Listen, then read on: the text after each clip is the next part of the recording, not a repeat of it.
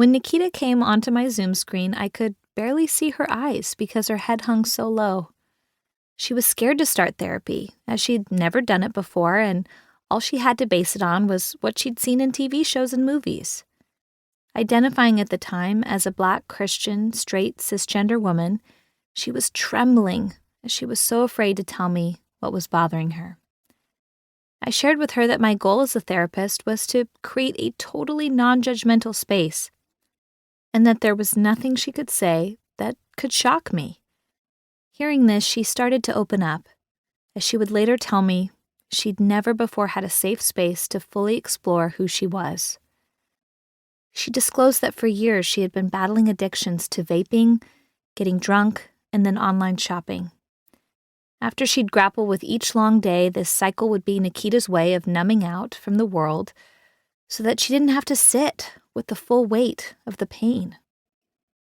Over time, this led to her feeling disempowered, as she lost faith in her ability to feel in control of her life. With thousands of dollars in debt from vape cartridges, liquor, and shopping sprees, she no longer trusted herself. She felt like she was a victim of her own mind and body, and seriously doubted that she could change the cycle of addictive behaviors that were taking up her evenings and ruining her mornings. You likely know how this feels if you've experienced any kind of addiction. You steel yourself at the start of the day, promising yourself that this time it will be different, only to be disappointed when the same patterns occur that night. You go to bed feeling ashamed, yet you promise yourself that tomorrow you'll make a change. This is how the cycle felt for Nikita, day in, day out.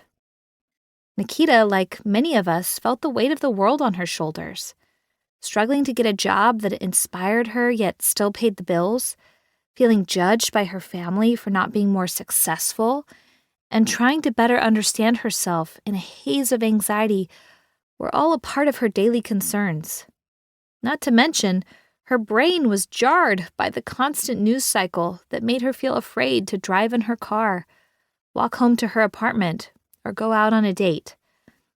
Basically, it felt daunting just to be alive, she'd tell me.